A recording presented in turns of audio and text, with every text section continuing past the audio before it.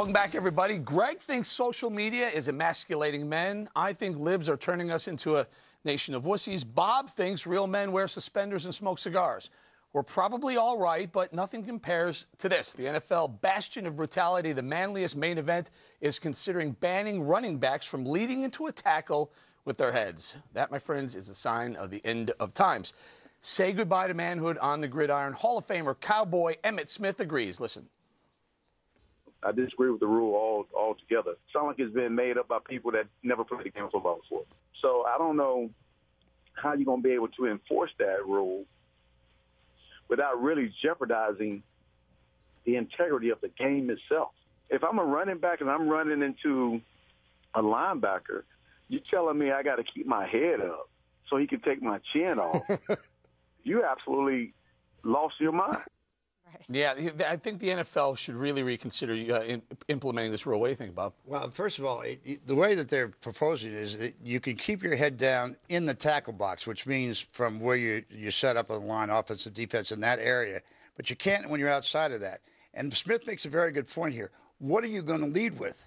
I mean, you go downfield and you got somebody big coming at you. What are you going to do? Put your chest out? Your heart. Say, okay, but lead with your heart. Right? Lead with your feelings. And you know, there's a lot of things they could do to deal with the problems with concussions and other things, but this is crazy. Kimberly, what happens if you can't lead with your head anymore?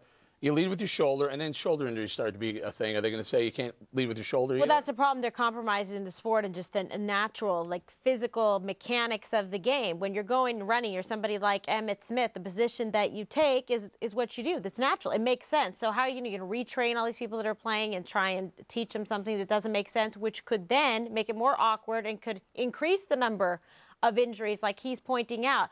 I'm definitely for more safety. I don't like all the traumatic brain injuries that we're seeing coming out and the number of concussions and Junior Seau and others that have shot themselves. It's very disturbing, but I think there's other ways to go around it. This particular rule, I think, is now, Dana, you're our resident football expert. Yes. Your thoughts?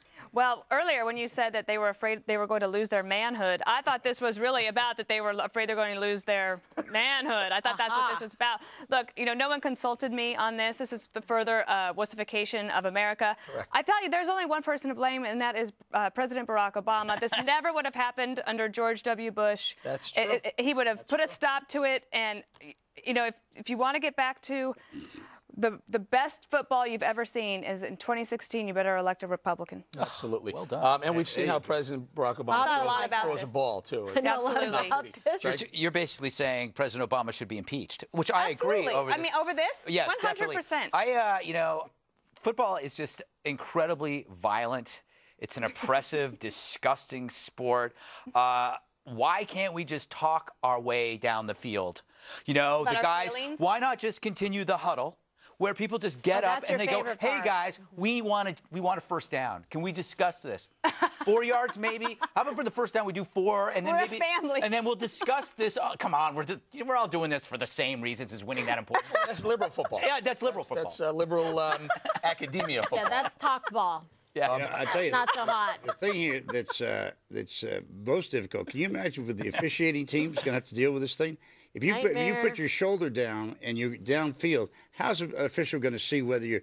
I mean, your head's got to go down with your shoulder. Is this a final rule, or is it like in the government where they propose a rule and then people get to comment? It's bad, though. You know how many more instant replays now? It's going to be more delays than. Oh my God, there'll be like Beyonce 6-hour-long games. I can't take it. Game over. But you know, the other thing is that are you going to talk about the GE? No, we're going to go. We're going to go? We're going to go. But this wasn't my blog. Final thought. That's right. Sorry. My final thought is that there are helmets that they have that they refuse to wear that would help them, and they won't wear them, and they ought to reconsider that. That's his final thought. But I did mention the helmets. We're on board today. We got to go. Directly ahead, atheists have filed a lawsuit to try and remove God from our currency, and Bob, not happy about it, the wrath of Beckel. Next. Woo.